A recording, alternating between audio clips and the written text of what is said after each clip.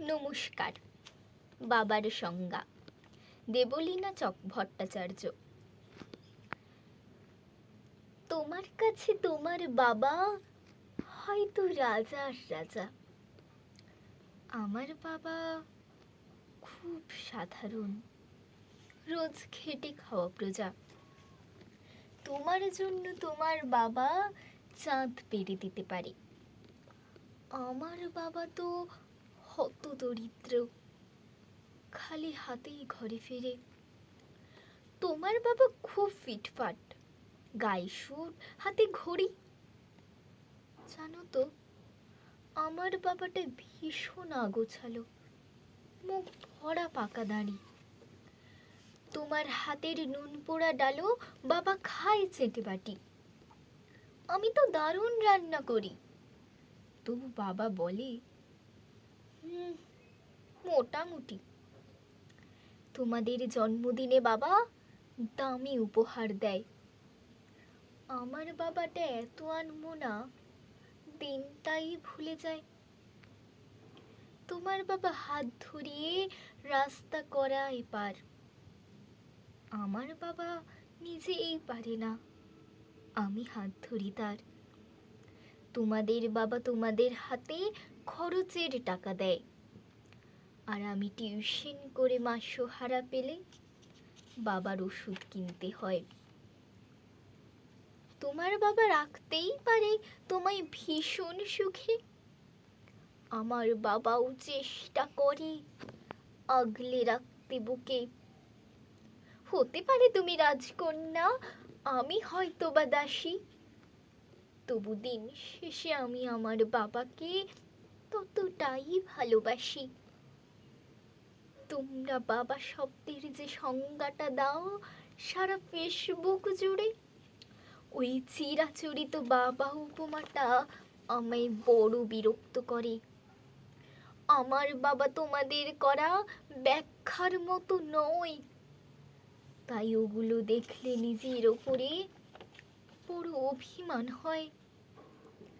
তোমাদের বাবা নিজে না খেয়ে তোমাদের মুখে ধরে, এদিকে আমার জন্য তুলে রাখা লিচু বাবা খেয়ে নেয় চুরি করে। বোঝেই না উনি অত শত কথা, বড্ড সরল জানো। তাই তো এমন জটিল সমাজে ভীষণ বেমানানো। শাসন যদিও করে না তেমন, তবে খুঁত খুব ধরে। অথচ বন্ধু মহলে আমারই পিছনে আমারই তারিফ করে। আমি নিজেও ওনাকে বকাঝকা করি ভুল করলে আকস্মাত। আবার কেউ ওনার দিকে আঙুল তুললে ভাঙতে পারি সে হাত। বাবা পরীক্ষার আগে সংশয়ে বলে, পাশ করবি তো বল। রেজাল্ট বেরোলে ভালো ফল হলে তার দু চোখেই জল। কিছুই করি না, তবুও আমায় সারাদিন ধরে বকে। কিন্তু যখন সবাই বিরূপ, ঠিক তখনই পাশে থাকে। যে বলে খালি আমার দ্বারা কিছুই হবে না নাকি, তাকেই আমার সাফল্যে আমি দামামা বাজাতে দেখি। সবচেয়ে বেশি অশান্তি করি যেই লোকটার সাথে, আমার বিয়ের পাকা কথা হলে সেই হাউ মাউ করে কাঁদে। অথচ যখন জিজ্ঞেস করি পারবে থাকতে ছেড়ে, উত্তরে বলে বিদেয় হতো আমি বাঁচবো হাত পা ছেড়ে। অনুতাপ জমে বুকের গহনে, অভিমান জন্মায়। সময়ের সাথে যদিও আবার সে বরফ গলে যায়। এই পৃথিবীতে সময়ের সাথে কত পরিচয় হয়, হিসেব করে দেখেছি কেউ বাবার মতো নয়। সম্পর্কের সমীকরণেরা রোজ বদলায় মান, তবু প্রথম সারিতে বরাবর থাকে বাবা মায়েদের স্থান।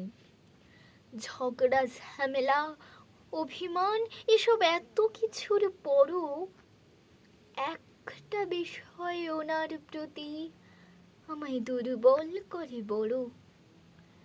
আমাকে আমার প্রিয় মানুষেরা এত নামে ডাকলেও বাবার মতো মা আমার বলে কই ডাকে না তো কেউ।